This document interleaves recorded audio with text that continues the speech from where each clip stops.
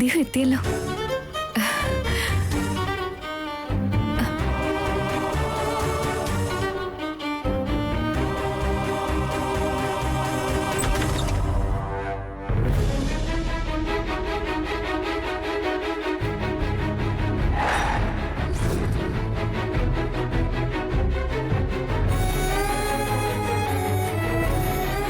എന്നെ കാണുമ്പോ ആ സുരേന്ദ്രനെയാണോ നിനക്ക് ഓർമ്മ വരുന്നേ? അത്ര ഷോക്കായല്ലോ. വാ, അകത്തേക്ക് വാ.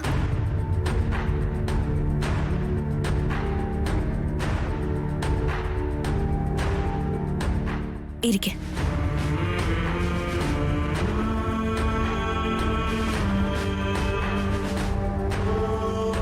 ഞാൻ കരുതി അദ്ദേഹമായിരിക്കുന്നു. കല്യാണം കഴിഞ്ഞ് 2 ദിവസമായില്ലല്ലോ.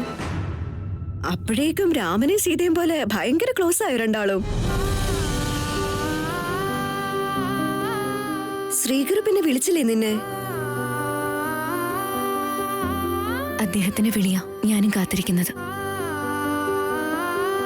അവിടെ വീട്ടിലെ അവസ്ഥ എന്താണാവോ? ലവ് മാരേജ് ആണെങ്കിൽ വലിയ ഫാമിലിയൊന്നും അത്ര പെട്ടെന്ന് സമ്മതിക്കില്ലല്ലോ. ദൈവാനുഗ്രഹം കൊണ്ട് എല്ലാം നല്ലതുപോലെ നടക്കുമെന്ന് വിചാരിച്ചു.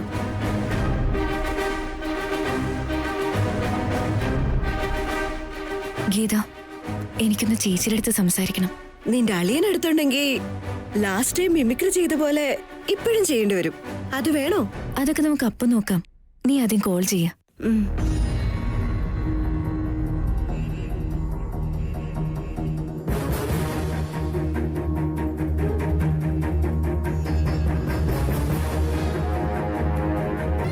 റിങ് ചെയ്യുന്നുണ്ട്.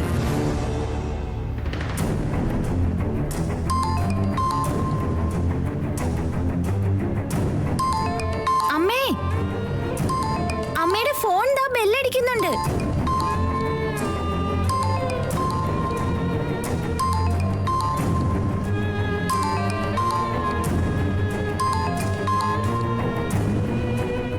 ഗീതേ, അവന് പിന്നെ എങ്ങാനും വിളിച്ചായിരുന്നോ?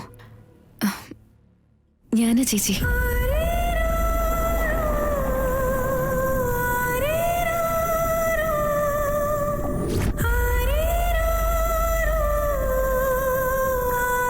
ആവിനി, നീ ഒന്ന് വിളിക്കാൻ വേണ്ടി ഞാൻ ഇത്രയും നേരം കാത്തിരുന്നത്. നീ എവിടെയാ? ചെന്നൈയിലെ ശ്രീകറിന്റെ അടുത്ത് തന്നെയാണോ? ഞാൻ നാട്ടിലെത്തിയിട്ടുണ്ട് ചേച്ചി.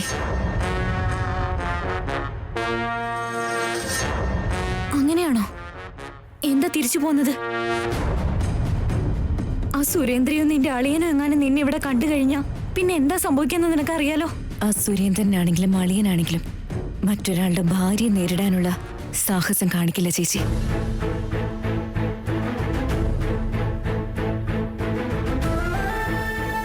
എന്താ പറഞ്ഞേ? അതെ ചേച്ചി, ഞാനിപ്പോ ശ്രീകറിന്റെ ഭാര്യയാണ്.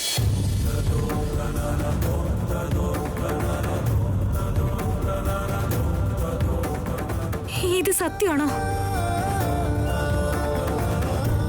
അതെ ചേച്ചി. എപ്പോഴായിരുന്നു കല്യാണം? ഇന്നലെ ചെന്നൈയിൽ വെച്ച്. ഇന്ന് അമ്പലത്തിൽ ചെന്നപ്പോ നിങ്ങളുടെ കല്യാണം കഴിഞ്ഞിരുന്നെങ്കിൽ നന്നായേനെന്ന് ഞാൻ പ്രാർത്ഥിച്ചതാവനി. ചേച്ചിയുടെ പ്രാർത്ഥന ഫലിച്ച് ദൈവത്തെ പോലുള്ള ശ്രീകരനെ എനിക്ക് ഭർത്താവായി ലഭിച്ചു. ആവനി, ഇപ്പൊ എനിക്ക് നല്ല ധൈര്യം തോന്നുന്നുണ്ട്.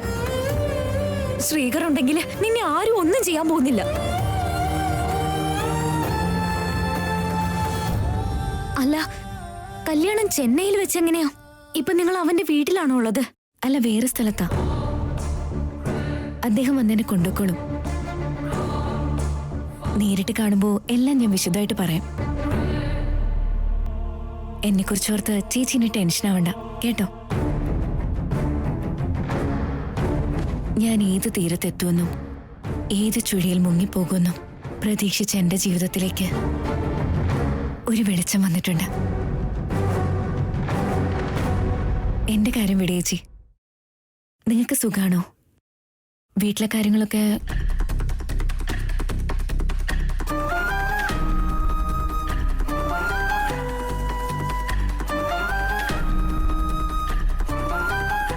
അളിയനാണെങ്കിൽ സമ്പാദിക്കുന്നില്ല.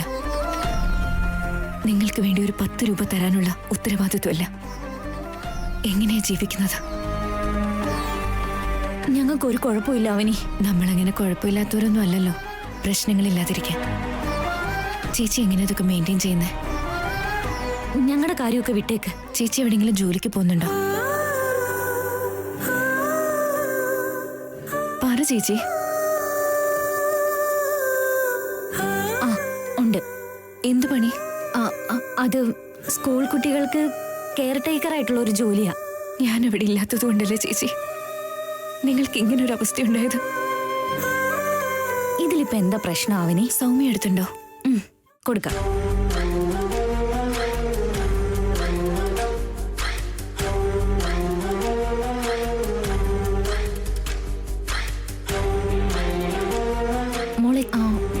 മോളെ ചെറിയമ്മയുടെ കല്യാണം കഴിഞ്ഞു. അതെയോ? ചെക്കനാരാമേ? അതൊക്കെ നിനക്ക് പിന്നെ പറഞ്ഞുതരാം. അമ്മ ഇവിടെ സ്കൂളിൽ കെയർ ടേക്കറായിട്ട് ജോലിക്ക് പോകുന്നുണ്ടെന്നാ പറഞ്ഞിരിക്കുന്നത്. നീയും അങ്ങനെ തന്നെ പറയണേ, ഇല്ലെങ്കിൽ ചെറിയമ്മയ്ക്ക് ടെൻഷൻ ആവില്ലേ? ശരി, ഫോണിങ്ങിതാ. ഹലോ ചെറിയമ്മേ. സുഖാണോ മോളെ? സുഖാണല്ലോ ചെറിയമ്മേ. ചെറിയച്ഛനെ എപ്പോഴാ കൊണ്ടുവരിക? സമയാവുമ്പോ നേരിട്ട് വരാം മോളെ. അത് ശരി, അമ്മ എവിടെയാ ജോലിക്ക് പോകുന്നേ?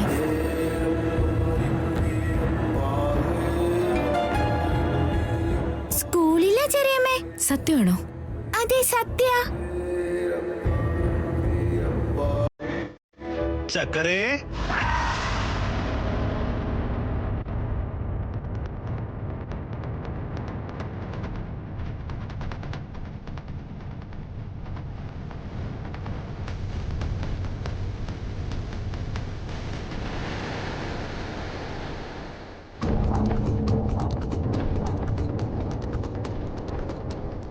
അവനി അയാൾ തിരിച്ചു വരുന്നുണ്ട്. ഞാൻ നിന്നെ പിന്നെ അങ്ങോട്ട് വിളിക്കാം.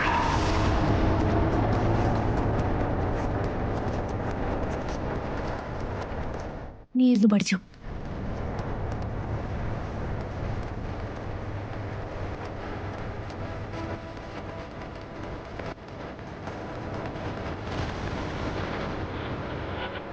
ചക്കരേ, വീട്ടു ജോലിയൊക്കെ നന്നായി ചെയ്യുന്നുണ്ടല്ലോ. സുരേന്ദ്ര സാർ എനിക്കിന്ന് 2 ലക്ഷം എടുത്ത് കടക്കാർക്ക് ഇടത് കൈ കൊണ്ട് ദാനം ചെയ്തതല്ലേ? അനുഭവിച്ചോ? നന്നായി കഴുകുന്നുണ്ടല്ലോ ചക്കരേ. എന്താടാ, ഡ്യൂട്ടിക്ക് പോയില്ലേ? പഴയ ഡ്യൂട്ടി ഞാൻ ഉപേക്ഷിച്ചു ചേച്ചി. പുതിയൊരു ജോലി നോക്കിക്കൊണ്ടിരിക്കുക. സുജാത, പൈസ വേണമെന്ന് പറഞ്ഞിരുന്നില്ലേ? ഇതാ ഇത്. എന്റെ മരുന്നിന് വേണ്ടിയാ ചോദിച്ചേ. അതെയോ?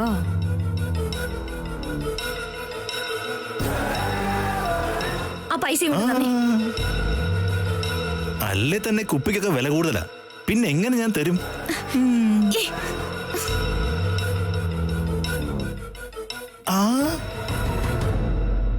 നിന്റെ വിരലിന് എന്ത് പറ്റി?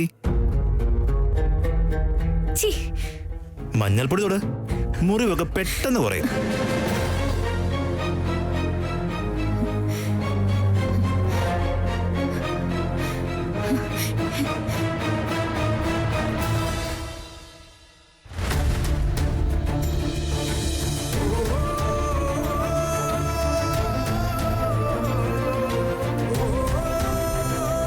ശ്രദ്ധിക്കണ്ടേ അമ്മേ? വാ, മരുന്ന് വെച്ചിട്ട് പഠിച്ചോളാം.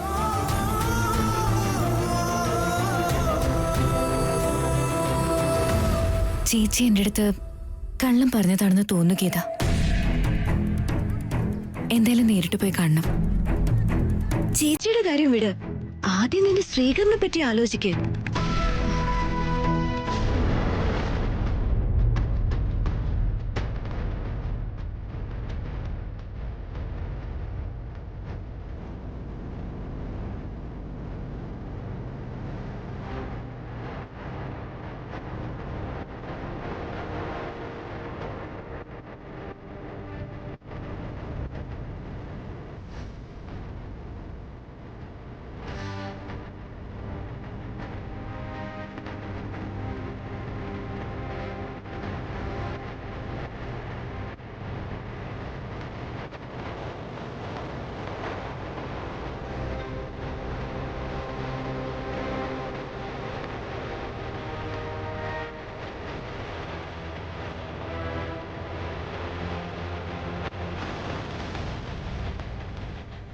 കൊണ്ടുവന്നിട്ട് 1 മണിക്കൂറായി. അകത്തേക്ക് പോയ ഡോക്ടർ ഇത്ര നേരം പുറത്തേക്ക് വന്നിട്ടില്ല. അമ്മയുടെ അവസ്ഥ എന്താണെന്ന് മനസ്സിലാകുന്നുമില്ല. അവസാനം എല്ലാത്തിനും കൂടെ ചേർത്ത് വലിയ ബില്ലിടാൻ ഈ നാടകം. അതല്ലാതെ മറ്റൊന്നും അല്ലാന്നേ. ഇങ്ങനെ ഒരു സമയത്തും നിന്റെ കണക്കൂട്ടല് തെറ്റിയിട്ടില്ലല്ലോ. നീ വലിയവനാളിയാ. നോക്കളിയാ ചേട്ടാ, രണ്ടുപേരൊന്നും മിണ്ടാതിരിക്കാവോ?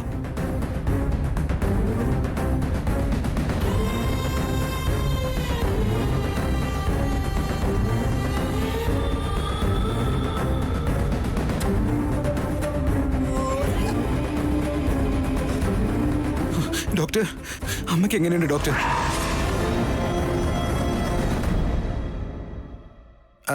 എക്സ്പ്രഷൻ കാണുമ്പോ കണ്ടീഷൻ ക്രിട്ടിക്കലാന്നാ തോന്നുന്നത്. പൃഥ്വിരാജ്, അങ്ങനെയല്ലച്ചാ. നിങ്ങൾക്കൊന്നും മിണ്ടാതിരിക്കാൻ പറ്റുമോ? നിങ്ങൾ പറയൂ ഡോക്ടർ. ഇമോഷണൽ ആയതുകൊണ്ട് BP കുറച്ച് കൂടിയിട്ടുണ്ട്.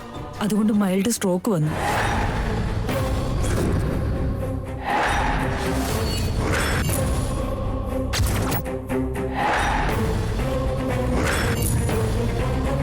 ഇനി ഇങ്ങനെ ഓവർ ഇമോഷണൽ ആയാലും ഷോക്കിംഗ് ന്യൂസ് കേട്ടാലും ജീവൻ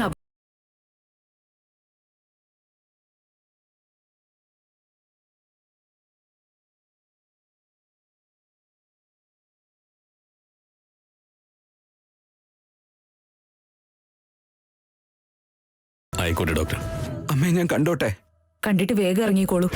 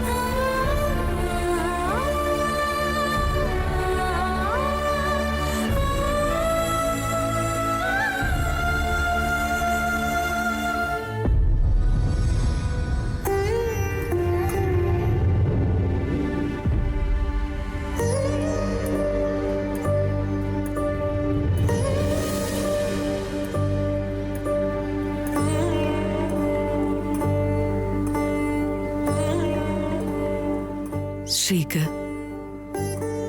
ഇനി ആരെയും കാണാനാവൂന്ന് കരുതിയില്ല. അമ്മയ്ക്ക് ഒരു കുഴപ്പമില്ലെന്ന് ഡോക്ടർ പറഞ്ഞിട്ടുണ്ട് അമ്മേ. എന്തിനാ കള്ളം പറയുന്നത് ശ്രീകർ? ആവശ്യമില്ലാത്ത കാര്യങ്ങൾ ആലോചിച്ചു കൂട്ടിയ സ്വന്തം ജീവന് തന്നെ ആപത്തുണ്ടാക്കുമെന്ന് ഡോക്ടർ പറഞ്ഞില്ലേ? അതെ അതെ.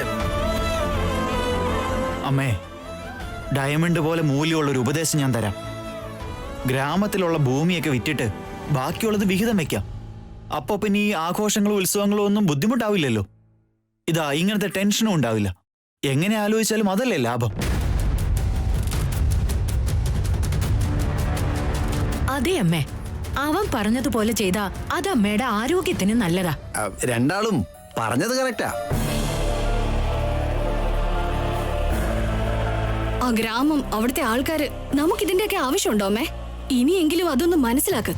അതുകൂടാതെ ഞങ്ങളുടെ കല്യാണം നടത്തി തന്ന അമ്മമ്മയുടെ ആ ടെൻഷനും മാറും. ഇന്ന് നടന്നതുപോലെ നാളെ മറ്റൊരു കുടുംബക്കാര് വന്ന് ചതിക്കില്ലെന്ന് എന്താ ഒരു ഉറപ്പ്? വാലിഡ് പോയിന്റ് ആണല്ലോ. ഒന്ന് മതിയാക്കോ? ഹൃദയത്തിൽ അല്പമെങ്കിലും കരുണയുള്ളവരാണെങ്കിൽ കുറച്ച് മര്യാദ കാണും. അതല്ല അച്ഛാ. ഇനിയൊരു അക്ഷരം വേണ്ടി പോകരുത്. എവിടെ എങ്ങനെ പെരുമാറണമെന്ന് പോലും അറിയില്ല. ആദ്യം നിങ്ങളെല്ലാം പുറത്തിറങ്ങണം. നിങ്ങളോടാ പറഞ്ഞത്. ഇറങ്ങ.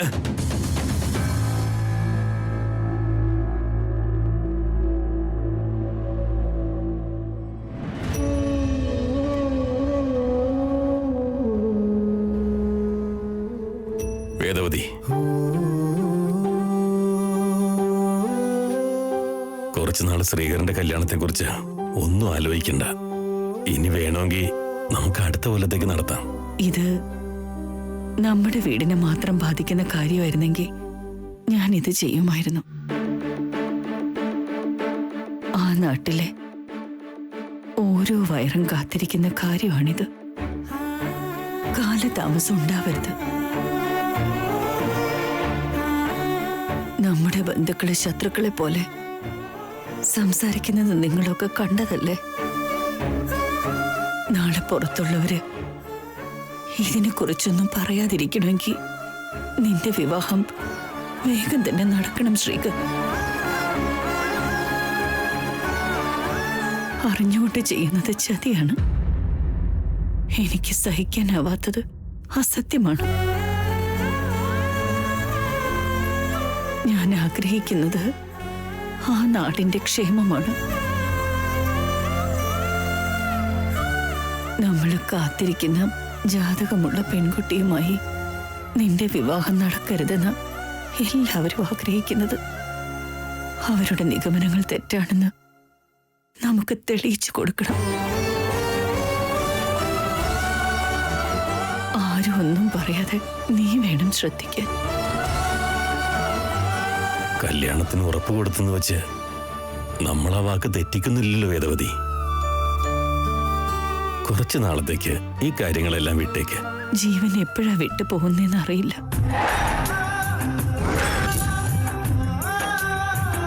ഞാൻ ജീവിച്ചിരിക്കുമ്പോ എന്റെ മോന്റെ വിവാഹം നടക്കണം. എന്റെ കൺമുൻപിൽ അതിഗംഭീരമായി തന്നെ നടക്കണം. അത് ബാക്കിയുള്ളവര് എത്രയൊക്കെ വഞ്ചന കാണിച്ചാലും എനിക്കത് താങ്ങാനാവൂ. എന്നാൽ അവരുടെ സ്ഥാനത്ത് എന്റെ മോനാണെങ്കിൽ ജീവൻ നിലയ്ക്കും.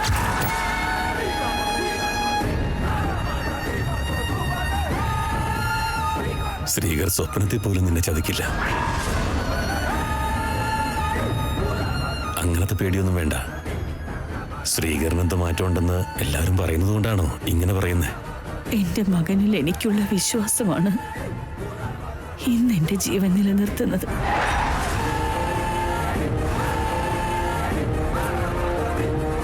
വേദ, നീ റെസ്റ്റ് ചെയ്തോ. ഞങ്ങൾ പുറത്തുണ്ടാവും. ഓനെ വാ.